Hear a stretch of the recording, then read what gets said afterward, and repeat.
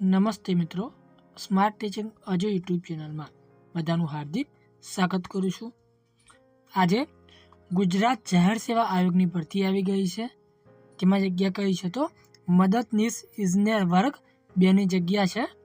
અરજી કરવાની તારીખ છે 14/11/2024થી તમે અરજી કરી શકો છો। આ વિડીયોમાં આપણે સંપૂર્ણ માહિતી જોવાના છીએ। જો તમે આ ચેનલ પર નવા હોય તો આ ચેનલને સબસ્ક્રાઇબ કરી દેજો અને વિડીયોના અંત સુધી તમારે જોડાઈ રહેવાનું છે। તો વિડીયોની શરૂઆત કરીએ।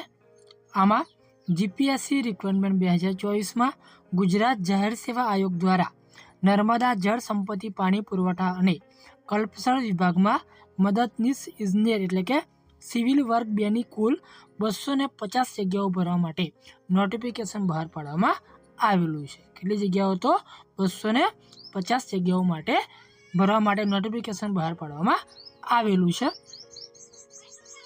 જોઈએ આગળ તો જીપીએસસી રિક્વાયરમેન્ટ 2024માં ગુજરાત જાહેર સેવા આયોગ ભરતી ગુજરાતમાં સરકારી નોકરી મેળવવા માટે રાહ જોઈને બેઠેલા ઉમેદવારો માટે નોકરી મેળવવાની વધુ એક તક આવી ગઈ છે, જેમાં ગુજરાત જાહેર સેવા આયોગ દ્વારા નર્મદા જળ સંપત્તિ પાણી પુરવઠા અને કલ્પસર વિભાગમાં મદદનીશ ઇજનેર સિવિલ વર્ગ 2ની કુલ 250 જગ્યાઓ ભરવા માટે નોટિફિકેશન બહાર પાડ્યું છે।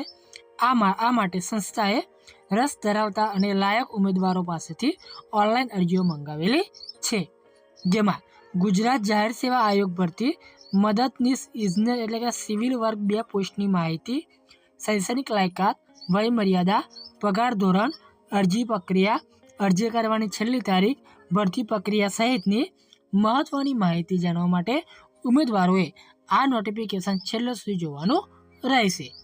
જેમાં ગુજરાત જાહેર સેવા આયોગ ભરતી મહત્વની માહિતી જોઈએ તો આપણે સંસ્થા કઈ છે તો ગુજરાત જાહેર સેવા આયોગ એટલે કે જીપીએસસી, પોસ્ટ કઈ છે તો મદદનીશ ઇજનેર એટલે કે સિવિલ, હોદ્દો કયો છે તો વર્ગ 2 અધિકારીની છે, જગ્યાઓ કેટલી છે તો 250 જગ્યાઓ છે, વય મર્યાદા તો 35 વર્ષથી વધુ નહીં એ વય મર્યાદા છે, અરજી ફી તો 100 રૂપિયા તમારે અરજી ફી ચૂકવવાની રહેશે, અરજી કરવાની છેલ્લી તારીખ તો 30/11/2024 સુધી તમે અરજી કરી શકો છો। ક્યાં અરજી કરવી તો આપણું ઓફિશિયલ જે વેબસાઇટ છે ત્યાંથી તમે અરજી કરી શકો છો।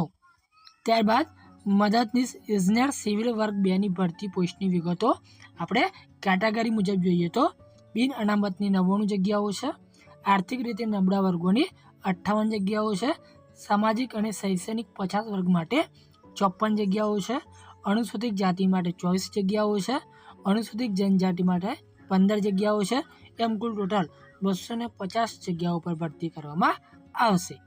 ત્યારબાદ શૈક્ષણિક લાયકાત જોઈએ તો આપણે સરકાર માન્ય સંસ્થામાંથી એન્જિનિયરિંગ એટલે કે સિવિલ અથવા ટેકનોલોજી સિવિલમાં સ્નાતકની ડિગ્રી હોવી જોઈએ, એટલે કે તમારે એન્જિનિયરિંગ સિવિલ અથવા ટેકનોલોજી સિવિલમાં સ્નાતકની ડિગ્રી હોવી જોઈએ। ત્યારબાદ કોમ્પ્યુટરના ઉપયોગ અંગેની પાયાની જાણકારી હોવી જોઈએ। ત્યારબાદ ગુજરાતી અથવા હિન્દી અથવા બંને ભાષાનું પૂરતું જ્ઞાન હોવું જોઈએ।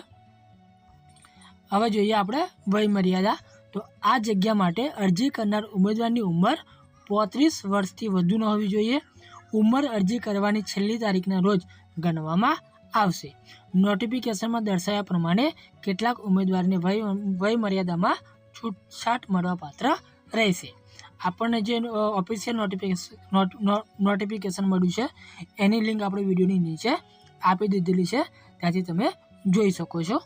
ત્યારબાદ પગાર ધોરણ તો આ જગ્યા માટે પસંદ પામેલા ઉમેદવારોને પે મેટ્રિક્સ સ્કેલ લેવલ 8 મુજબ 44,990થી 1,42,400 સુધી પગાર મળવાપાત્ર રહેશે।